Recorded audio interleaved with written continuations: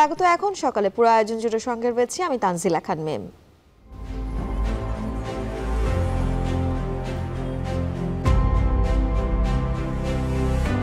সরকার চাইলে বাধ্যবাধকতা গুম করতে পারে বা ডিসঅ্যাপিয়ারেন্স করতে পারে। আইনি প্রক্রিয়ায় বা আইনি মারপ্যাচে এক ধরনের গুম করার আইনি সুযোগ আছে।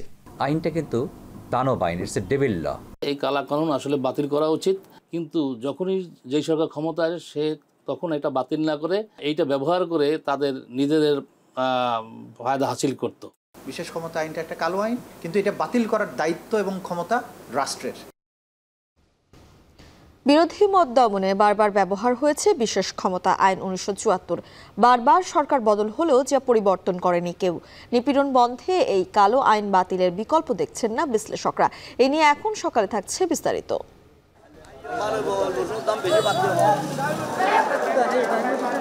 যদি সবাই এলসি করতে পারে 5 টাকার জায়গায় 6-7 টাকা যেতে পারবে, আর 25 টাকা যেতে পারবে না। ব্যাংক গেলে ফুল ভ্যালুতে এলসিও করতে পারছে না, দিচ্ছে না, টাকা নেই। রপ্তানি শুল্ক ছিল ওদের 40%, ওটাকে কমিয়ে এখন ওটা 20%-এর মধ্যে নিয়ে আসছে। আমদানি করা আছেন তাদেরকে সমান সুযোগ করে দিলে আমার মনে হয় যে বাজারে যে ঘাটতি সেটি আর হবে না। ডলার ও তারল্য সংকটে কোনো ব্যাংকই কম মার্জিনে এলসি খুলছে না। এমন পরিস্থিতিতে পণ্য আনতে গিয়ে চাপে পড়ছেন চট্টগ্রামের খাতুনগঞ্জের ক্ষুদ্র ও মাঝারি আমদানিকারকরা। এতে তৈরি হচ্ছে ভোগ্যপণ্যের সরবরাহ সংকট। এখন সকালে এই নিয়েও থাকছে বিস্তারিত। জাতিসংঘ সাধারণ পরিষদের ৭৯তম অধিবেশন এবং অন্যান্য উচ্চ পর্যায়ে দ্বিপক্ষীয় বৈঠক শেষে নিউ ইয়র্ক থেকে দেশে ফিরেছেন অন্তর্বর্তীকালীন সরকারের প্রধান উপদেষ্টা ডক্টর মোহাম্মদ ইউনূস। শনিবার দিবাগত রাত 3:30টায় প্রধান উপদেষ্টা ও তার সফরসঙ্গীদের বহনকারী কাতার এয়ারওয়েজের বাণিজ্যিক একটি ফ্লাইট হজরত শাহজালাল আন্তর্জাতিক বিমানবন্দরে অবতরণ করে। তাদের বহনকারী ফ্লাইটটি শুক্রবার স্থানীয় সময় রাত 9:30টায় ঢাকার উদ্দেশ্যে নিউ ইয়র্কের জন্য জন এফ কেনেডি আন্তর্জাতিক বিমানবন্দর ত্যাগ করে। অন্তর্বর্তী সরকারের প্রধান উপদেষ্টা ডক্টর মোহাম্মদ ইউনূস মার্কিন প্রেসিডেন্ট জো বাইডেন সহ 12টি দেশের সরকার ও রাষ্ট্রপ্রধান এবং বিভিন্ন আন্তর্জাতিক সংস্থার প্রধানের সঙ্গে সাক্ষাৎ করেন এবং সাইডলাইনের 40টি উচ্চ পর্যায়ের বৈঠকে অংশ নেন। সফরকালে প্রধান উপদেষ্টার ব্যাপক কর্মতৎপরতা বাংলাদেশের সঙ্গে আন্তর্জাতিক বিশ্বের অর্থনৈতিক ও কূটনৈতিক সম্পর্ক এবং অংশীদারিত্ব এগিয়ে নেওয়ার ক্ষেত্রে বিরাট অবদান রাখবে বলে আশা করা হচ্ছে। তাই এটিকে বাংলাদেশের কোনো সরকার প্রধানের জাতিসংঘ সাধারণ পরিষদের অধিবেশনে যোগদানের সবচেয়ে সফলতম সফর বলে উল্লেখ করেন প্রধান উপদেষ্টার প্রেস সচিব শফিকুল আলম। উল্লেখ্য, গত 23 সেপ্টেম্বর জাতিসংঘ সাধারণ পরিষদের অধিবেশনে যোগ দিতে নিউ ইয়র্ক যান ডক্টর মোহাম্মদ ইউনূস ও তার সফরসঙ্গীরা।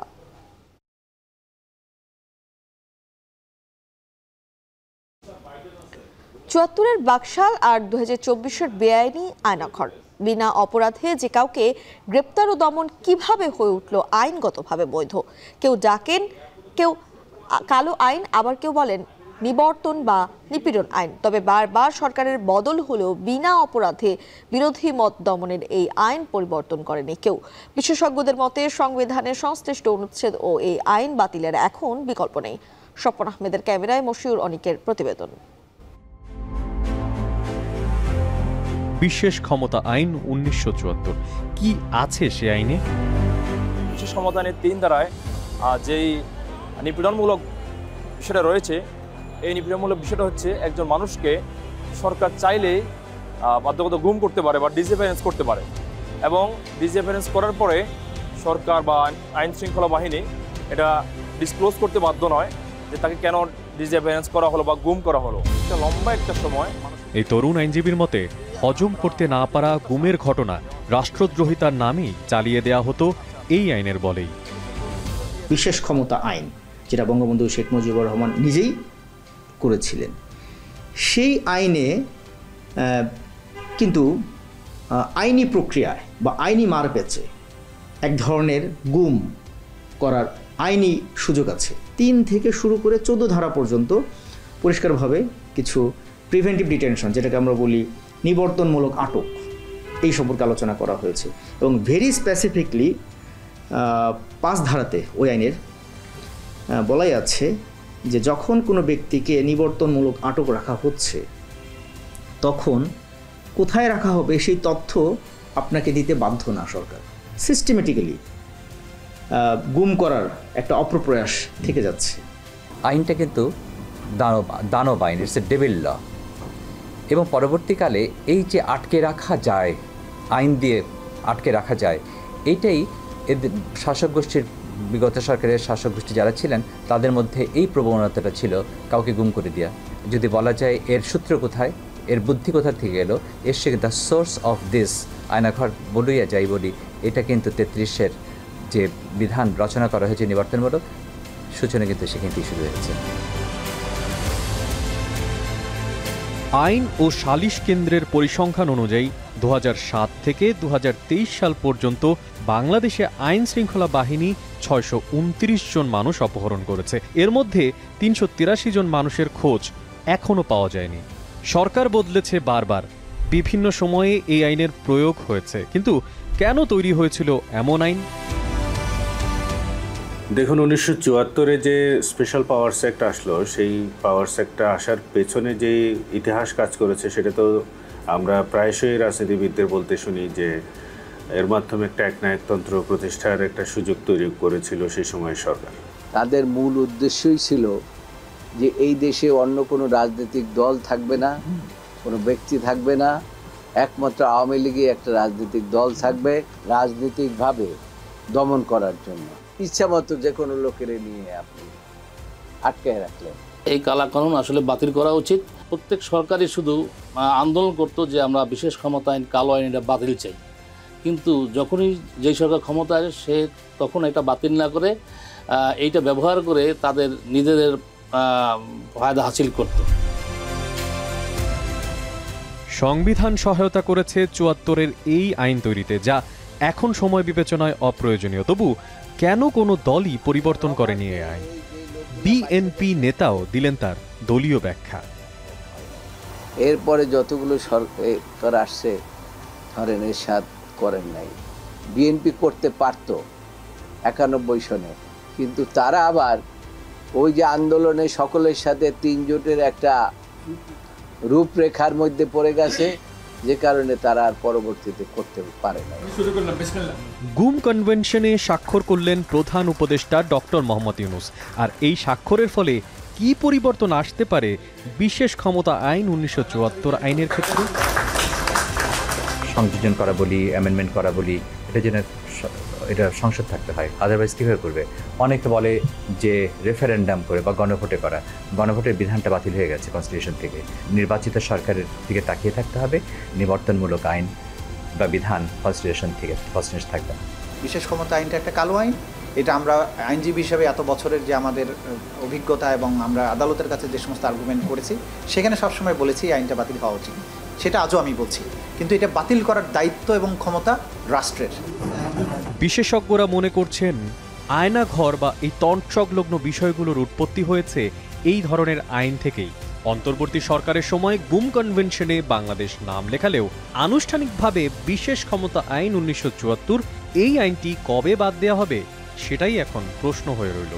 মানবাধিকার সমুন্নত রাখার পাশাপাশি গুমের সংস্কৃতি বন্ধ করতে চায় অন্তর্বর্তীকালীন সরকার। এখন দেখার বিষয়, গুম বিষয়ক কনভেনশনে বাংলাদেশের স্বাক্ষর ঠিক কতটা বাংলাদেশের আইনে প্রভাব ফেলতে পারে, নিরাপত্তা দিতে পারে সাধারণ মানুষদের, আর টেনে ধরতে পারে এই সমস্ত কালো আইনের লাগাম। মশিউর অনিক, এখন, ঢাকা।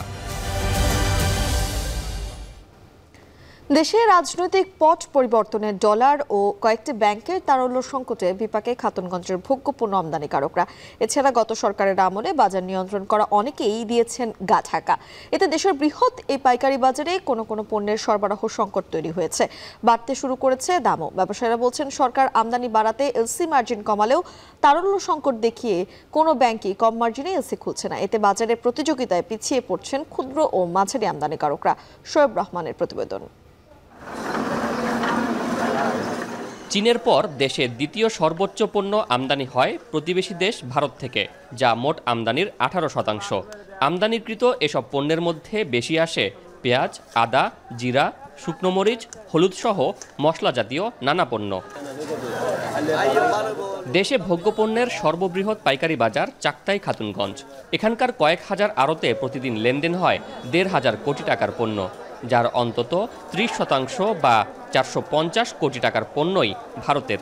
দেশের রাজনৈতিক পট পরিবর্তনের পর হঠাৎই এ বাণিজ্যে ভাটা পড়ে। তবে চলতি মাসের শুরু থেকে আবারও বাড়ছে আমদানি। আমরা দেখতেছি পেঁয়াজও আসতেছে, কেরালাতে একদম কম, 110 টাকা, কত কম, ওইটাও আসতেছে। সাপ্লাইয়ের তো কোনো সমস্যা বর্তমানে নাই, খাতুনগঞ্জে বর্তমানে অ্যাভেলেবল পণ্য আছে। ভারতে ওই শুকনো কমার কারণে থেকে ওই 10 থেকে 15 টাকা বাজার কমে গেছে। তবে খাতুনগঞ্জের সার্বিক আমদানির চিত্র এখনও স্বাভাবিক হয়নি, বেচাকেনাতেও পড়েছে ভাটা। ব্যবসায়ীরা বলছেন, আওয়ামী লীগের সুবিধাপ্রাপ্ত বেশ কিছু বড় গ্রুপের প্রতিনিধিরাই বাজারে পণ্য সরবরাহ করত, তবে এখন তারা আত্মগোপনে থাকায় কমেছে পণ্য সরবরাহ। অস্বাভাবিক হারে বেড়েছে কিছু পণ্যের দাম। বড় বড় যে কোম্পানিগুলো তারা অনেকাংশে আমদানি কমিয়ে দিয়েছে। বিকল্প হিসাবে আমাদের ছোট বড় মাঝারি যে আমদানি করা আছেন তাদেরকে সমান সুযোগ করে দিলে আমার মনে হয় যে বাজারের যে ঘাটতি সেটি আর হবে না। যদি সবাই এলসি করতে পারে 5 টাকার জায়গায় 6-7 টাকা যেতে পারবে, আর 25 টাকা যেতে পারবে না।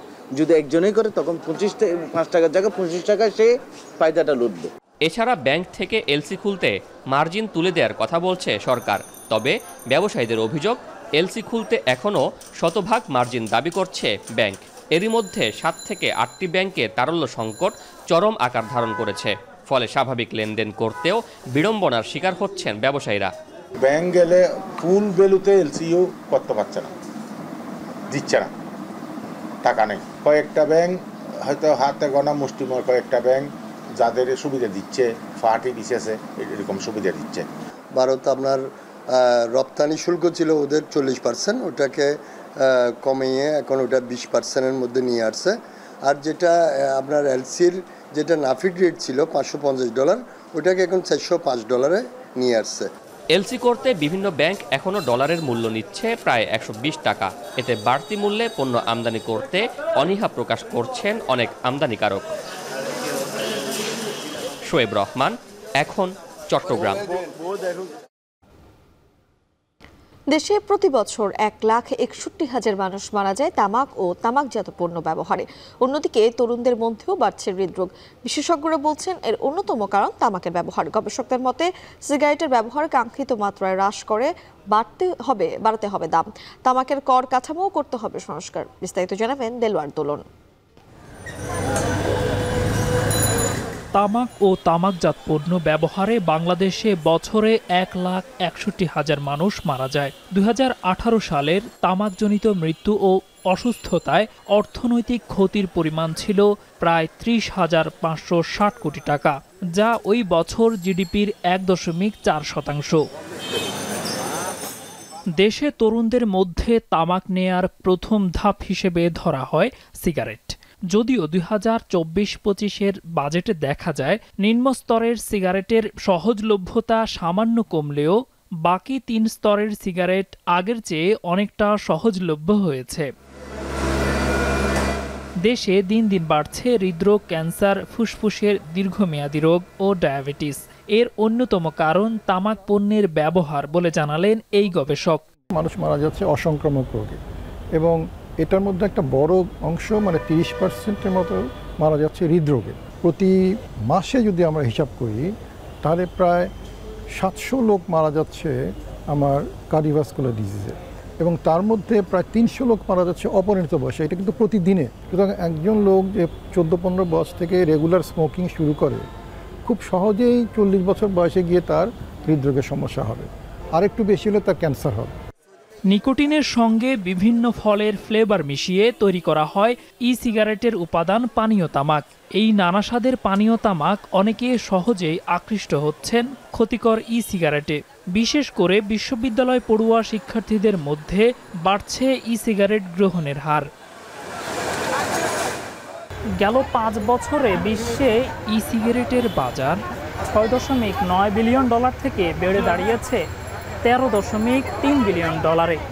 ই সিগারেট ব্যবহারকারীদের প্রায় সবাই ধূমপান করে থাকেন, আর যে কারণে বেড়েছে স্বাস্থ্য ঝুঁকি, বেড়েছে হার্ট অ্যাটাক।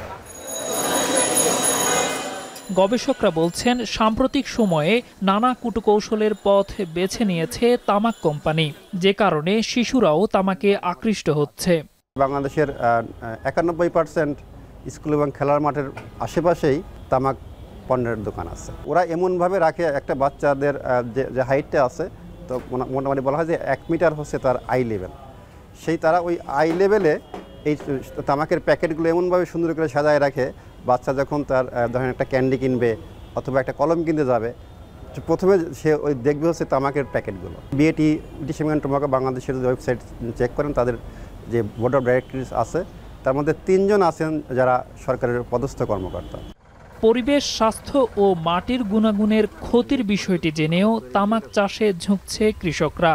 দীর্ঘদিন ধরে তামাক চাষ করায় নষ্ট হচ্ছে জমির উর্বরতা, বাড়ছে স্বাস্থ্য ঝুঁকি। এই গবেষক বলছেন, সিগারেটের ব্যবহার কাঙ্ক্ষিত মাত্রায় কমাতে এর দাম ব্যাপকভাবে বাড়ানো দরকার। টোবাকো কোম্পানি যে কিনবেই এটা কিন্তু সে জানে এবং দামটাও নির্ধারিত। এইগুলো কিন্তু অন্যান্য এগ্রিকালচার সেক্টরে অতটা সিকিউরড না, এবং এই কারণে দেখা যাচ্ছে তারা ওই তামাকে চাষের দিকে মনোযোগী হয়। টোবাকো কোম্পানি তো ট্যাক্স দেয় না, এটা জনগণ দেয়। ওই যে ভ্যাট বলেন আর যাই বলেন, এটা টোবাকো কোম্পানির হাতে থাকে, তারা এনবিআরকে দেয়। সো এটা অন্য কোনোভাবে আনা যাবে। আপনার ড্রিঙ্কস এগুলো থাকবে, সুগার যে আইটেম ওগুলো থাকবে, সেগুলোতে আপনি ইন্ট্রোডিউস করেন। সো আপনার নতুন নতুন ট্যাক্স কিন্তু ইন্ট্রোডিউস করার সুযোগ বাংলাদেশে আছে। কঠোর তামাক নিয়ন্ত্রণ আইন প্রণয়ন ও প্রয়োগের মাধ্যমে তামাকের ব্যবহার হ্রাস বিশ্বব্যাপী স্বীকৃত পদ্ধতি। তাই শক্তিশালী তামাক নিয়ন্ত্রণ আইনই পারে এর ব্যবহার কমিয়ে মানুষের স্বাস্থ্য ঝুঁকি সহ অর্থনৈতিক ও পরিবেশগত ক্ষতির হাত থেকে বাঁচাতে। দেলোয়ার দোলন, এখন, ঢাকা। পোড়া মরদেহকে নিজের সন্তান মনে করে দাফন করেছিল পরিবার। একমাত্র ছেলেকে হারিয়ে যেন দিশেহারা বাবা মা। কিছুদিন পর জানতে পারেন তাদের ছেলে বেঁচে আছে। মাথায় গুলি নিয়ে পাঞ্জা লড়ছে মৃত্যুর সঙ্গে। তবে শেষ পর্যন্ত মৃত্যুকে এড়িয়ে যেতে পারলেও বেশিরভাগ স্মৃতি হারিয়ে ফেলেছে ছেলেটি। শ্রমিক দম্পতির সন্তান ফিরে পেলেও কষ্টের সীমা নেই। বিস্তারিত জানাবেন হুমায়ুন কবির। গেল 5 আগস্ট দুপুর সাভারের আশুলিয়ায় বৈষম্য বিরোধী আন্দোলনে যায় মাদ্রাসা পড়ুয়া রিফাত হোসেন। তবে বিকেল গড়িয়ে রাত পেরোলেও তার খোঁজ মেলেনি। ব্যাপক খোঁজাখুঁজির পর বাইপাইলে পুলিশের গাড়িতে পুড়ে যাওয়া 5 মরদেহের একটিকে নিজেদের ছেলে বলে চিহ্নিত করে পরিবার। তার দাফন করা হয় বগুড়ার গাবতলীতে। কিন্তু 11 আগস্ট ফেসবুকে সেই পরিবার জানতে পারে রিফাত জীবিত, সাভারের এনাম মেডিকেল কলেজ হাসপাতালে ভর্তি আছে। মাথায় লাগা গুলি বের করতে পারছিল না হাসপাতাল কর্তৃপক্ষ। উন্নত চিকিৎসার জন্য রাজধানীর কাকরাইলের একটি হাসপাতালে ভর্তি করা হলে সেখানে 3 সেপ্টেম্বর অস্ত্রোপচার করে রিফাতের মাথার ভেতরে থাকা গুলিটি বের করা হয়। দুঃখের বিষয়, চিকিৎসা শেষে 13 সেপ্টেম্বর বাড়ি ফিরলেও রিফাত চিনতে পারছে না কাউকেই। গুলিতে সে হারিয়েছে তার স্মৃতি, মনে করতে পারছে না নিজের নামও। আসলে থানার এখানে লাশ পুড়ে ফেলে আগুন দিয়ে। তো আমরা যখন কোথাও ওকে খুঁজে পাই নাই, তো আমরা ওখানে দেখছি যে রিফাতের মতনই সেম ওরকম ছিল। তো ওখান থেকে ওর আব্বা আম্মু একটা আইডেন্টিফাই করে একটা লাশ নিয়ে গেছে ওনাদের ছেলে ভেবে, নিয়ে ওটা দাফন করছে। তো আমরা 11 তারিখে জানতে পারি যে একটা ফেসবুক পোস্টের মাধ্যমে যে রিফাত বেঁচে আছে। রিফাত আমাকেই চেনে না, আমাদের সবাইরই ভুলে গেছে। আমরা একসাথে আন্দোলনে গেছিলাম, সব ভুলে গেছে। ছেলেটা আমাদের দেখলে সালাম টালাম দিত। এই গুলি খায়া বাসায় বিছনায় পড়ে আছে। 5 তারিখ 5 দেয়া মনে নাই, আমার কিছু মনে থাকে না, আমার মনে থাকে না, তারিখ মনে থাকে না, কিছু নামও মনে থাকে না। ছেলের সেবা যত্ন করতে গিয়ে বাবাকে বাদ দিতে হয়েছে দিনমজুরি, আর মায়ের ছাড়তে হয়েছে গার্মেন্টসের চাকরি। আয় রোজগার না থাকা ও কোনো সহায়তা না পাওয়ায় মানবেতর দিন কাটাচ্ছে পরিবারটি। আসলে থানার সামনে যাও, গাড়ির মধ্যে 5টা লাশ আছে, আগুন দিয়ে পুড়ে ফেলাইছে। পরে ওই জায়গায় যাই আমার ছেলের মতো চেহারা দেখে আমার ছেলে মনে করে করে আসি। ফেসবুকে আমার ছেলের ছবি দেখতে পাই, পাওয়ার পরে আমার বন্ধুরা পাইয়া আমাকে এনাম মেডিকেলে লেগে আমার ছেলের দেখে ওখানে। আমি মনে করছি আমার পোলা মরেই গেছে, আমি সেই মোরা দেশে লেগে দাফন খামন করছি। 5 দিনের মাথায় আমি খবর পাইছি যে আমার রিফাত বাইসে আছে। আমি একটা ছোটোখাটো চাকরি করতাম, তাও আর করতে পারতেছি না, পোলার লেগে ঘরে বয়ে রয়েছি আমার জামাই। অসহায় পরিবারটির পাশে দাঁড়িয়েছে স্থানীয়রা। সবাইকে যার যার অবস্থান থেকে এই পরিবারের পাশে দাঁড়ানোর আহ্বান জানিয়েছেন তারা। এখন সাভার।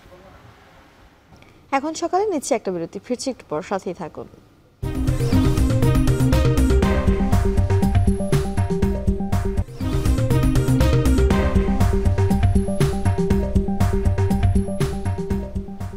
বিরতির পর ফিরে এলাম, দেখছেন এখন সকাল। কুমিল্লায় চড়া সবজির বাজারে সপ্তাহের ব্যবধানে কেজিতে 20 থেকে 40 টাকা বেড়েছে সব ধরনের সবজির দাম। এদিকে শেরপুরে আকার ও জাতভেদে কেজিতে 50 থেকে 100 টাকা বেড়েছে ইলিশ সহ সব ধরনের মাছের দর। এ নিয়ে আরো জানাতে কুমিল্লা নগরী টমছম ব্রিজ বাজার থেকে যুক্ত হচ্ছেন মাসুদ আলম ও শহরের নবীনগর হাজির বাজারে আছেন জাহিদুল খান সৌরভ। প্রথমে যাচ্ছি মাসুদের কাছে। মাসুদ, জানাবেন বাজারের সবজি সরবরাহ কেমন দেখছেন?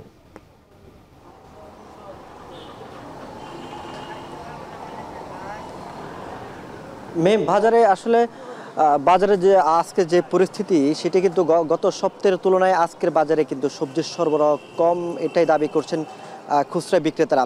আমি রয়েছি কুমিল্লা নগরের টমছম ব্রিজ বাজারে। এখানকার ব্যবসায়ীরা বলছেন যে টানা বৃষ্টি এবং বিভিন্ন জায়গায় বন্যার কারণে মূলত শাকসবজির ক্ষতি হয়েছে। তাদেরকে এমনটাই জানিয়েছেন যে পাইকারি ব্যবসায়ীরা তাদেরকে আসলে সবজি দিতে পারতেছে না তাদের চাহিদা অনুযায়ী, যার কারণে কিন্তু এর প্রভাবটা পড়েছে খুচরা বাজারগুলোতে। আমরা দেখেছি যে গত কালকের বাজার বা এর আগের বাজারের তুলনায় কিন্তু সবজি বেড়েছে। তো যদি বলি সপ্তাহের ব্যবধানে প্রায় 20 থেকে 15 থেকে 20 টাকা বেড়েছে। কিছু সবজির দাম কিন্তু এর চেয়েও বেশি বেড়েছে বলে বিক্রেতারা দাবি করছেন। তবে ক্রেতাদের মধ্যে সেটা নিয়ে আসলে সংখ্যা তৈরি হয়েছে। তারা বলছেন যেভাবে লাগামহীনভাবে সবজির দাম বেড়েছে এতে করে কিন্তু তাদের আস্তে আস্তে ক্রয় ক্ষমতার বাইরে চলে যাবে। আজকের বাজারে কাঁচামরিচ বিক্রি হচ্ছে আপনার 300 টাকায়, কিন্তু গতকালকের বাজারেও 280 টাকায় বিক্রি হয়েছিল প্রতি কেজিতে কাঁচামরিচ। একই সঙ্গে আজকের বাজারে ধনিয়া পাতা বিক্রি হচ্ছে প্রায় 600 টাকায়, কোথাও আবার বিক্রি হচ্ছে 550 টাকায়, মান অনুসারে আসলে বিক্রি হচ্ছে। একই সঙ্গে শীতকালীন যে সবজিগুলো আমরা আসলে বাজারে দেখেছি বেশ কয়েকদিন আগ থেকে, সেটা কিন্তু আস্তে আস্তে কমতে শুরু করেছে। তারা বলছেন যে বিভিন্ন জায়গায় বন্যা এবং বৃষ্টিতে নষ্ট হয়েছে আগাম সবজির ক্ষেতগুলো, যার কারণে এখন সবজির সরবরাহ কমেছে। যেমন শিম বিক্রি হচ্ছে 220 টাকায়, যেটি শীতকালীন আগাম সবজি। ফুলকপি এবং মূলা দেখা গেছে সেগুলো কিন্তু আজকের বাজারে এখন পর্যন্ত দেখা যাচ্ছে না। একই সঙ্গে শসা বিক্রি হচ্ছে 80 থেকে 85 টাকা, টমেটো বিক্রি হচ্ছে 160 টাকা, বরবটি বিক্রি হচ্ছে 125 থেকে 130 টাকা, বেগুন বিক্রি হচ্ছে 80 টাকা, আলু বিক্রি হচ্ছে 5 টাকা বেড়ে আজকের বাজারে 60 টাকা বিক্রি হচ্ছে। গতকালকের বাজারেও 55 টাকা বিক্রি হয়েছিল। ঢেঁড়স বিক্রি হচ্ছে 90 থেকে 100 টাকায়। সে সঙ্গে পটল বিক্রি হচ্ছে 70 টাকায়, কাঁকরোল বিক্রি হচ্ছে 90 থেকে 100 টাকায় এবং কাঁচা কলার হালি বিক্রি হচ্ছে 50 টাকায়, যেটি গতকালকের বাজারে এর আগের বাজারে 40 টাকা বিক্রি হয়েছিল। পুঁইশাক আটি বিক্রি হচ্ছে আপনার 50 টাকায় এবং লাল শাকের আটি বিক্রি হচ্ছে 40 থেকে 45 টাকায়। একই সঙ্গে করলা বিক্রি হচ্ছে 80 টাকা, এই করলা 70 টাকা ছিল, এবং কচুর লতি বিক্রি হচ্ছে 80 টাকা এবং কচুর ছড়া বিক্রি হচ্ছে 70 টাকা। একেবারে বলা যায় যে প্রত্যেকটি সবজির গায়ে কিন্তু দাম বেড়েছে। এই চড়া মূল্যে সবজি কিনতে আসলে বাজারে এসে যারা নিম্ন মধ্যআয়ের ক্রেতা রয়েছেন তারা কিন্তু এক ধরনের হিমশিম অবস্থায় পড়ছেন। তারা বলছেন যে বাজার নিয়ন্ত্রণে প্রশাসনের কোনো অভিযান নেই। জেলা প্রশাসন এবং খাদ্য বিভাগ ভোক্তা অধিকার যেন বাজার নিয়ন্ত্রণে কাজ করে, তা না হলে কিন্তু আসলে তাদের আসলে ক্রয় ক্ষমতার বাইরেই চলে যাবে বাজার। তো মেমে ছিল কুমিল্লা থেকে। এবারে আমরা যাব নবীনগর হাজির বাজারে আছেন সহকর্মী জাহিদুল খান সৌরভ, তার কাছে। সৌরভ, দাম বাড়ার বলছিলাম যে দাম বৃদ্ধি হয়েছে, সেই দাম বাড়ার কারণ কি বলছেন বিক্রেতারা?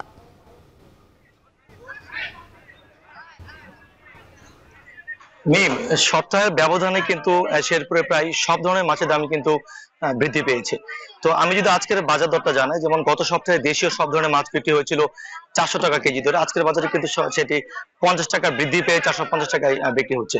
এছাড়া চাষের মাছও কিন্তু আমরা দেখেছি 50 টাকা বৃদ্ধি পেয়েছে কেজিতে। গত সপ্তাহে যে মাছ বিক্রি হয়েছিল 200 টাকা কেজি ধরে, আজকের বাজারে কিন্তু সেটি 50 টাকা বৃদ্ধি পেয়ে 250 টাকা বৃদ্ধি পেয়েছে। এছাড়া যে চাষের শিং রয়েছে বড় সাইজের, সেটিতেও কিন্তু 50 টাকা বৃদ্ধি পেয়ে 300 টাকা থেকে 350 টাকা বিক্রি হচ্ছে আজকের বাজারে। এছাড়া রয়েছে তেলাপিয়াতেও আমরা দেখেছি যে গত সপ্তাহে 180 টাকা কেজি ধরে বিক্রি হয়েছিল, আজকের বাজারে কিন্তু সেটি 40 টাকা বৃদ্ধি পেয়ে 180 থেকে 220 টাকা কেজি ধরে বিক্রি হচ্ছে। এছাড়া সবচেয়ে যে মাছটা বেশি বিক্রি হয় সেটি হচ্ছে পাঙাশ মাছ। পাঙাশে কিন্তু আমরা দেখেছি যে গত সপ্তাহে 130 টাকা কেজি ধরে বিক্রি হচ্ছিল, আজকের বাজারে কিন্তু সেটি 30 টাকা বৃদ্ধি পেয়ে 160 টাকা কেজি ধরে বিক্রি হচ্ছে। এছাড়া ইলিশেও মান ভেদে 100 থেকে 150 টাকা বৃদ্ধি পেয়েছে। চিংড়ি মাছও কিন্তু আমরা দেখেছি যে 100 টাকা আজকের বাজারে বৃদ্ধি পেয়ে বিক্রি হচ্ছে 1100 টাকায়। তো হঠাৎ কি কারণে দাম বৃদ্ধি পেয়েছে এই বিষয়ে আমরা বেশ কয়েকজন মাছ বিক্রেতার সাথে কথা বলেছিলাম। মিম তারা আমাদেরকে জানিয়েছেন যে মূলত সরবরাহ সংকটের কারণে এই দাম বৃদ্ধি পেয়েছে। এছাড়া মাছ চাষে যে সকল প্যাকেট জাতীয় খাবার ব্যবহার করা হয় সেগুলো বৃদ্ধির প্রভাব, এবং এছাড়া বাইরের জেলা থেকে মাছ কিনে নিয়ে আসার কারণে যে সকল পরিবহন খরচ সেটির প্রভাব কিন্তু এই খুচরা পর্যায়ে ক্রেতাদেরকে গুনতে হচ্ছে। তো এই বিষয়ে আমরা বেশ কয়েকজন ক্রেতার সাথে কথা বলেছি। ক্রেতারা আমাদেরকে জানিয়েছেন যে নিত্য প্রয়োজনীয় খাবার তালিকায় কিন্তু মাছ অন্যতম একটি উপাদান। তো এইভাবে যদি মাছ দাম বৃদ্ধি পায় তাহলে নিম্ন আয়ের মানুষ যারা রয়েছে, নিম্ন মধ্যবিত্ত যারা রয়েছে, তাদের কিন্তু ক্রয় ক্ষমতার বাইরে চলে যাচ্ছে এই সকল মাছ। তবে তারা বলছেন যে যদি বাজার নিয়মিত মনিটরিং করা হয় তাহলে হয়তো এই মাছ ক্রেতাদের নাগালের মধ্যেই থাকবে। তো এই ছিল শেরপুর থেকে মাছের দরদামের সর্বশেষ তথ্য আমার কাছে। কুমিল্লা এবং শেরপুর থেকে আমাদের সঙ্গে সরাসরি আমাদের সহকর্মীরা যুক্ত হয়ে জানাচ্ছিলেন সবজি ও মাছের বাজারের দরদাম সম্পর্কে। শেরপুরে বাণিজ্যিকভাবে আবাদ শুরু হয়েছে গ্রীষ্মকালীন আগাম বাড়ি 7 জাতের শিমের। অল্প জমিতে অধিক চারা রোপণ করে বেশি ফলন ও ভালো দাম পাওয়ায় এই জাতের শিম আবাদে আগ্রহ বাড়ছে কৃষকদের। এ বিষয়ে কৃষকদের সার্বিক সহায়তা দেওয়ার কথা জানায় কৃষি বিভাগ। জাহিদুল খান সৌরভের তথ্য ছবিতে বিস্তারিত। শেরপুরের সীমান্তবর্তী ঝিনাইগাতি উপজেলার সন্ধ্যাকুড়া গ্রামে কৃষক আব্দুল কাদির বাড়ির পাশের জমিতে প্রথমবারের মতো করেছেন গ্রীষ্মকালীন আগাম জাতের শিম আবাদ। 20 শতক জমিতে 3 শতাধিক চারা রোপণ থেকে ফলন পাওয়া পর্যন্ত খরচ হয়েছে 10,000 টাকা, যেখান থেকে সপ্তাহে 50 থেকে 60 কেজি শিম বিক্রি করে এরই মধ্যে আয় করেছেন 50,000 টাকা। আগামী 1 মাসে আরও লক্ষাধিক টাকার শিম বিক্রির আশা তার। 500 মতো গাছ লাগাইছিলাম, পরে বৃষ্টিতে অতিরিক্ত পানি জমে আমার কিছু গাছ মারা গেছে। এখন 250 মতো গাছ আছে। আমি সপ্তাহে 3 দিন সিম এখান থেকে হারভেস্ট করতেছি। প্রত্যেক দিন দেখে সপ্তাহে 3 দিন হারভেস্ট করি। 3 দিনের মধ্যে আপনার 18 কেজি 20 কেজি এরকম করে সিম ওঠে। তো আলহামদুলিল্লাহ আমি ভালোই দাম পাচ্ছি। আর এখানে আমি আমার সিমের পাশাপাশি আমি হলুদেরও চাষও করছি। বাড়তি পরিচর্যার প্রয়োজন না হওয়ায় একই জমিতে হলুদও চাষ করেছেন তিনি, যেখান থেকে 7-8 মণ কাঁচা হলুদ সংগ্রহ করা যাবে বলে আশা তার। অল্প জায়গায় বেশি ফলন ও বাজারে ভালো চাহিদা থাকায় বাড়ি 7 জাতের গ্রীষ্মকালীন আগাম জাতের শিম আবাদে আগ্রহী হচ্ছেন অন্য কৃষকরাও। আমরা বলছি আমাদেরকে বীজ দেবো, আগামীতে আমরা করবো ইনশাল্লাহ। এবার প্রথম আমরা দেখলাম গ্রীষ্মকালীন মানে গরমের সময় সিমার আবাদ, যে ওনার কাছ থেকে নিয়ে চারা বা বীজ নিয়ে আমি নিজে আবাদ করবো ইনশাল্লাহ। এই বাড়ি 7 সিমের ভালো ফলন এবং কি ভালো বাজারজাত, বাজার মূল্য ভালো। এই সিমে খরচ কম, সার বীজ পানি খুবই কম লাগে। কাদের ভাই সপ্তাহে 3-4 দিন 50-60 কেজি করে সিম তুলতেছে। আমরাও সামনেবার ওনার কাছ থেকে বীজ নিয়ে জমিতে চারা রোপণ করব। আগাম জাতের এই শিম চাষে আগ্রহী কৃষকদের পরামর্শ সহ সব ধরনের সহায়তার আশ্বাস দেন উপজেলা কৃষি কর্মকর্তা। আমাদের বাড়ি 7 জাতের একটি সিম আছে, সেটি আগাম, পাশাপাশি আমরা এটাকে গ্রীষ্মকালীন সিমও বলে থাকি। এই সিম প্রথমবারের মতো আমাদের ঝিনাইগাতি উপজেলার একজন কৃষি উদ্যোক্তা আব্দুল কাদির চাষাবাদ শুরু করেছেন। অন্য কোনো কৃষি উদ্যোক্তা যদি এই সিম আবাদে আগ্রহী হয় তাহলে উপজেলা কৃষি অফিস থেকে প্রয়োজনীয় প্রশিক্ষণ এবং পরামর্শ প্রদান করা হবে। গ্রীষ্মকালীন এই সিম মূলত মে মাসে চারা রোপণ করা হয়। চারা রোপণের 40 দিন পর গাছে ফুল আসে এবং পরবর্তী 40 দিন পর এই সিম বিক্রি উপযোগী হয়, যার বর্তমান বাজার মূল্য 180 থেকে 200 টাকা কেজি। জাহিদুল খান সৌরভ, এখন শেরপুর। হাঁসের খামারে ভাগ্য বদলাচ্ছেন পঞ্চগড়ের বেকার তরুণরা। কেউ করছেন মাংস উৎপাদনের জন্য হাঁস পালন, আবার কেউ ডিম উৎপাদন করছেন। অল্প পুঁজিতে লাভজনক হওয়ায় জেলায় দিন দিন বাড়ছে হাঁসের খামারের সংখ্যা। বাজার চড়া থাকলে এবার বেশ ভালো মুনাফার আশা তরুণ খামারিদের। পঞ্চগড় থেকে লুৎফর রহমানের তথ্য ছবিতে বিস্তারিত। 1,500 হাঁসের এই খামারটি গড়ে তুলেছেন তরুণ দুই উদ্যোক্তা মিলন হোসেন ও সুমন ইসলাম। দুই বন্ধু পুকুরের পাড়ে ঘর ভাড়া নিয়ে করেছেন হাঁসের খামার। বাচ্চা কেনা থেকে শুরু করে 3 মাস পালন পর্যন্ত খরচ হয়েছে 2.5 লাখ টাকা। বাজার দর অনুযায়ী 4.5 থেকে 5 লাখ টাকার হাঁস বিক্রির আশা তাদের। আমরা দুই বন্ধু মানে পরামর্শ করলাম যে উনি চাকরি করতো আর আমি ড্রাইভিং ছিলাম, এখন বিয়ে দিক দিয়ে আমাদের চলতেছে না। পরে দুজনে একদিন বসে চিন্তাধারা করে এই প্ল্যানটা করলাম। 2.5 লক্ষ টাকার মতো খরচ গেছে। আশা করি আমি 3,80,000 কিংবা 4 লাখ টাকা বিক্রি করতে পারবো। শুধু এই দুই তরুণ নয়, জেলার বিভিন্ন এলাকায় শতাধিক হাঁসের খামার গড়ে উঠেছে। কেউ মাংস উৎপাদনের জন্য, আবার কেউ ডিম উৎপাদনের জন্য করেছেন খামার। বাজারে হাঁসের ডিম ও মাংসের দারুণ চাহিদা ও ভালো দাম থাকায় স্বল্প পুঁজি বিনিয়োগেই ভাগ্য খুলছে বেকার তরুণদের। একটা হাঁস মনে করেন আনি 30 টাকা করে, বেশি বড় হয়ে বিক্রি করি মনে করেন 400, 500, 300 এইভাবে বিক্রি করি। হাঁসের বাচ্চা নিয়ে পালে টালে তারপর বিক্রি। আর এইভাবে মনে করেন আমার যত কিছু খাওয়ান খরচ কিস্তি সব চালাইতেছে এখানে। দেশীয় জাতের পাশাপাশি অনেকেই গড়ে তুলেছেন খাকি ক্যাম্বেল সহ বিভিন্ন জাতের হাঁসের খামার। বর্তমানে অনেকের সংসার চলছে খামারের টাকাতেই। পঞ্চগড় যুব প্রশিক্ষণ কেন্দ্র থেকে প্রশিক্ষণ নিয়ে প্রাথমিক অবস্থায় 200 খাকি ক্যাম্বেল জাতের হাঁস দিয়ে শুরু করি। প্রথম পর্যায়ে সফলতা পেয়ে এবার একটু বড় পরিসরে খামার করেছি। 308 দিনের মাথা থেকে আমার হাঁসের ডিম দেওয়া শুরু করেছে।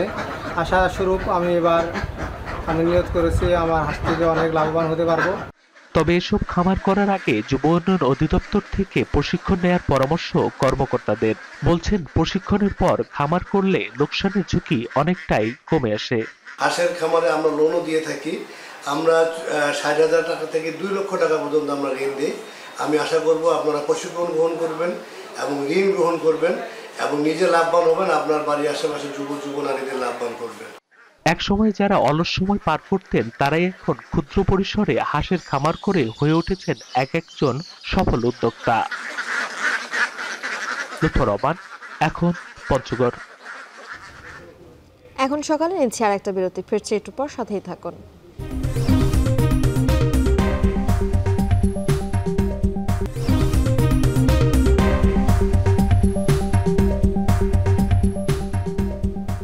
বিরতির পর ফিরে এলাম, দেখছেন এখন সকাল। হিজবুল্লাহ প্রধান হাসান নাসরাল্লাহর মৃত্যুতে শোকাহত সমর্থকরা, তার মৃত্যুতে স্তব্ধ ফিলিস্তিনবাসী। ইসরায়েলের বিরুদ্ধে প্রতিশোধের আগুনে জ্বলছে ইরানিদের মাঝে। এদিকে মিশ্র প্রতিক্রিয়া দেখা গেছে ইসরায়েলিদের মধ্যে। বিশেষজ্ঞরা বলছেন নাসরাল্লাহর মৃত্যুতে অনিশ্চিত হয়ে পড়েছে হিজবুল্লাহর ভবিষ্যৎ। আরও জানাবেন তানভীর জনি। ইসরায়েলি বিমান হামলায় প্রাণ হারিয়েছেন লেবাননের সশস্ত্র গোষ্ঠী হিজবুল্লাহ প্রধান হাসান নাসরাল্লাহ। হিজবুল্লাহকে লেবাননে অন্যতম গুরুত্বপূর্ণ রাজনৈতিক দল হিসেবে বিবেচনা করা হয়, কারণ দেশটির সেনাবাহিনীর পাশাপাশি একমাত্র তাদেরই নিজস্ব শক্তিশালী সশস্ত্র বাহিনী আছে। 3 দশকেরও বেশি সময় ধরে এই সংগঠনের নেতৃত্ব দিয়ে আসছিলেন হাসান নাসরাল্লাহ। লেবানন সহ মধ্যপ্রাচ্যের অনেক দেশেই ভীষণ জনপ্রিয় ছিলেন তিনি। হিজবুল্লাহ প্রধান নাসরাল্লাহর মৃত্যুতে শোকের ছায়া নেমে এসেছে লেবাননের বাসিন্দাদের মাঝে। তার মৃত্যুতে হতবাক সবাই। লেবানন ও হিজবুল্লাহর জন্য বিরাট ক্ষতি বলে মনে করছেন লেবানিজরা।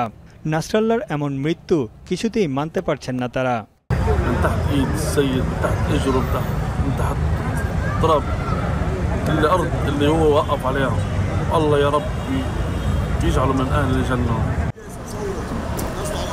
শোকের ছায়ে ভাসছে ফিলিস্তিনের বাসিন্দারা।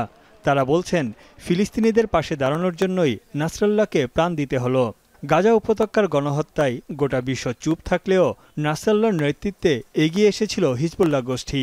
وابو عبد هنيه وباقي يعني القاده يعني عادي انسان سياسي هذا ما حمل عمره يمكن حسن الله هذه درب لانه مؤيد الفلسطينيين وبيعمل شيء عشان فلسطين وهذه المعركه بدها نفس طويل واحنا اصحاب النفس الطويل ان شاء الله। নাসরাল্লাহর মৃত্যুতে শুধু হিজবুল্লাহ নয়, বড় ধাক্কা খেয়েছে ইরানও। হত্যার নিন্দা জানিয়ে তেহরানে বৃষ্টির মধ্যেও বিক্ষোভে নামেন ইরানের শত শত মানুষ। কান্নায় ভেঙে পড়েন তারা। এ ঘটনায় ইসরায়েলের বিরুদ্ধে প্রতিশোধ নেয়ার আহ্বান জানান বিক্ষোভকারীরা। خبر قطعی شنیده شد و اسرائیل نابود خواهد شد. اسرائیل محو شدن یه قطع به یقین بدون. امروز پیام که حضرت آقا دادن این سگ هار داره سوء استفاده میکنه. এদিকে নাসরাল্লাহর মৃত্যুর খবর ছড়িয়ে পড়ার পর একদল ইসরায়েলি উল্লাসে ফেটে পড়েন। তবে হামাসের হাতে বন্দীদের জীবন আরও হুমকির মুখে পড়েছে বলে মনে করছেন তাদের পরিবারের সদস্যরা। তাদের মতে নাসরাল্লাহর মৃত্যুর মধ্য দিয়ে ইসরায়েলের বিজয় নিশ্চিত হয়নি। বিশেষজ্ঞরা বলছেন হাসান নাসরাল্লাহর মৃত্যুর ঘটনা মধ্যপ্রাচ্যকে আরও উস্কে দেবে, আর অনিশ্চিতের মুখে পড়েছে লেবানন ও সশস্ত্র গোষ্ঠী হিজবুল্লাহর ভবিষ্যৎ। It's going to be difficult for Hezbollah to replace Nasrallah with a sort of similar level of capable, charismatic leader that can inspire its support base at a time when নাসরাল্লাহর মৃত্যুর পর লেবাননে এবার স্থল আক্রমণ শুরু করতে পারে ইসরায়েলি বাহিনী। ভয়ে আতঙ্কে লেবানন ছেড়ে পালাচ্ছেন বাসিন্দারা। এদিকে প্রতিশোধ নিতে হিজবুল্লাহ ও ইরান পাল্টা আক্রমণ চালাতে পারে ইসরায়েলে, যা মধ্যপ্রাচ্যকে আরও অনিশ্চয়তার দিকে নিয়ে যাবে। তানভীর জানি, এখন বিশ্ব। মধ্যপ্রাচ্যের অন্যতম প্রভাবশালী ব্যক্তিত্ব হিজবুল্লাহ প্রধান হাসান নাসরাল্লাহ, তার হাত ধরে রাজনৈতিক ও সামরিকভাবে শক্তিশালী হয়ে ওঠে লেবাননের সশস্ত্র গোষ্ঠী হিজবুল্লাহ। ইরানের সঙ্গে তার সম্পর্ক ছিল খুব ঘনিষ্ঠ। ফিলিস্তিনের হামাস এবং ইরাক ও ইয়েমেনের মালয়েশিয়ারা নাসরাল্লাহর নেতৃত্বে প্রশিক্ষণ নেয়। 32 বছর ধরে হিজবুল্লাহ বাহিনীকে আগলে রেখেছিলেন তিনি। নাসরাল্লাহ জীবন কাহিনী নিয়ে বিস্তারিত জানাচ্ছেন তানভীর জনি। 1960 সালে লেবাননের রাজধানী বৈরুতের বুর্জ হামুদ অঞ্চলে জন্ম হয় হিজবুল্লাহ প্রধান শেখ হাসান নাসরুল্লাহর। বাবা আব্দুল করিম ছিলেন সবজি বিক্রেতা। 9 ভাই বোনের মধ্যে নাসরুল্লাহ ছিলেন সবার বড়। তার শৈশব ও কৈশোর কেটেছে দক্ষিণ লেবাননের শিয়া অধ্যুষিত এলাকায়। মাত্র 15 বছর বয়সে দেশটির প্রভাবশালী আমাল মুভমেন্ট নামে রাজনৈতিক সংগঠনের সদস্য হন তিনি। 22 বছর বয়সে নবীন সদস্য হিসেবে যোগ দেন হিজবুল্লাহ গ্রুপে। এরপর পড়াশোনার উদ্দেশ্যে ইরানে তার সময় কাটে 2 বছর। 1992 সালে ইসরায়েলি বিমান হামলায় তৎকালীন হিজবুল্লাহ প্রধান আব্বাস আল মুসাবির মৃত্যুর পর সংগঠনটির দায়িত্ব এসে পড়ে নাসরুল্লাহর কাঁধে। তখন তার বয়স ছিল মাত্র 32 বছর।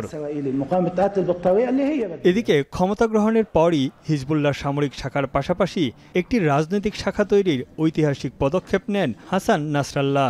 লেবাননের নির্বাচনে অংশ নিয়ে 8টি আসনে জয় পায় হিজবুল্লাহ। ক্রমেই এই সংগঠনে তার অবস্থান মজবুত হতে থাকে। 2000 সালে নাসরাল্লাহর নেতৃত্বে লেবাননের দক্ষিণাঞ্চল থেকে পিছু হটতে বাধ্য হয় ইসরায়েলি বাহিনী, যা মধ্যপ্রাচ্যে নাসরাল্লাহকে জনপ্রিয়তার তুঙ্গে নিয়ে যায়। এই সময় ইসরায়েলি সেনাদের হাতে প্রাণ হারান তার বড় ছেলে হাদি। এর জেরে ইসরায়েলকে দমন না করা পর্যন্ত অস্ত্র ত্যাগ না করার ঘোষণা দেন হিজবুল্লাহ প্রধান। 2008 সালে হিজবুল্লাহর কাছে অস্ত্র রাখার বিষয়ে লেবাননের সংসদে একটি আইন পাশ হয় তার তত্ত্বাবধানে। এছাড়া মন্ত্রিসভার সিদ্ধান্তে ভেটো দেওয়ার ক্ষমতা প্রয়োগ করেন হাসান নাসরাল্লাহ, যা তাকে প্রভাবশালী একজন রাজনীতিবিদ ও গুরুত্বপূর্ণ ব্যক্তিতে পরিণত করে। একজন শিয়া ধর্ম প্রচারক হিসেবে পরিচিত ছিলেন নাসরাল্লাহ। ইরানের সর্বোচ্চ ধর্মীয় নেতা আয়াতুল্লাহ আলী খামেনির সঙ্গে তার খুব ঘনিষ্ঠ সম্পর্ক ছিল। লেবাননের শিয়া সশস্ত্র গোষ্ঠী হিজবুল্লাহর সামরিক ও আর্থিক যোগানদাতা ইরান। বিশ্বের নানা প্রান্তে হাসান নাসরাল্লাহর বহু ভক্ত আছেন, তেমনি তার শত্রুরও অভাব ছিল না। প্রাণনাশের হুমকিতে লোকচক্ষুর আড়ালেই থাকতেন তিনি। তবে প্রতি সপ্তাহে দেশটির রাষ্ট্রীয় টিভি চ্যানেলে ভক্তদের উদ্দেশ্যে ভাষণ দিতেন নাসরাল্লাহ। লেবাননের শিয়া সম্প্রদায়ের জন্য বহু স্কুল, কলেজ, মাদ্রাসা ও দাতব্য সংস্থা প্রতিষ্ঠা করেছেন তিনি। এর মাধ্যমে ধীরে ধীরে দেশটিতে শিয়া সম্প্রদায়ের মানুষ রাজনৈতিক ও সামাজিকভাবে গুরুত্বপূর্ণ হয়ে উঠতে শুরু করে। ফিলিস্তিনের স্বাধীনতাকামী সংগঠন হামাস যোদ্ধা এবং ইরাক ও ইয়েমেনের মিলিশিয়া বাহিনীকে প্রশিক্ষণের নেতৃত্ব দিয়েছেন নাসরাল্লাহ। ইসরায়েলের বিরুদ্ধে লড়াইয়ের জন্য ইরানের কাছ থেকে বিপুল ক্ষেপণাস্ত্র ও রকেট সংগ্রহ করেন তিনি। পশ্চিমাদের হুমকি ও চাপ উপেক্ষা করেই টানা 32 বছর ধরে হিজবুল্লাহকে নেতৃত্ব দিয়ে গেছেন 64 বছর বয়সী এই নেতা। লেবাননের অদ্বিতীয় রাজনৈতিক ও সামরিক নেতা হয়ে ওঠেন হাসান নাসরাল্লাহ। তানভীর জনি, এখন বিশ্ব। এখন সকালে নিচ্ছে আর একটা বিরতি, ফিরছি একটু পর, সাথেই থাকুন।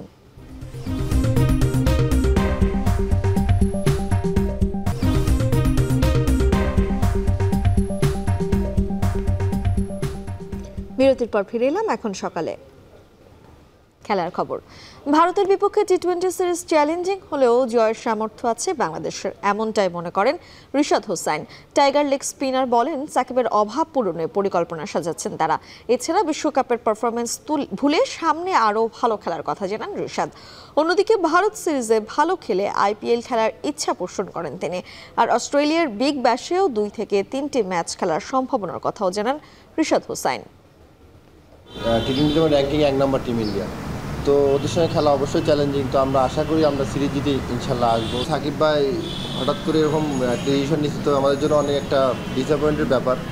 তো ইনশাল্লাহ আস্তে আস্তে কাভার করার চেষ্টা করবো আমরা। যেটা পিছনে ফেলে সেটা তো দেখে হবে না, এখন প্রতিদিন আমি কি করতেছি সেটা দেখতে হবে। তো আমিও চেষ্টা করব যে প্রতিদিন কি ভালো, আরও ভালো ভালো মানে চলতেই থাকবে। ভালো ভালো তো শেষ নেই কোনো। সবার তো ইচ্ছা থাকে যে IPL খেললে ভালো লাগতো বা দেশের জন্য ভালো, তো আমারও এরকম ইচ্ছা আছে, বাট যে একদম খেলতেই হবে তা কোনো ইয়া নাই আর কি, মানে আশা আছে যে খেলবো ইনশাল্লাহ। শেষ করছি এখন সকাল। এখন টেলিভিশন ওয়েবসাইটে দেখতে ভিজিট করুন www.ekhon.tv, ফেসবুকে দেখতে ভিজিট করুন facebook.com/tv.ekhon। এছাড়া ইউটিউবে দেখতে হলে ভিজিট করতে হবে youtube.com/c/ekhontv।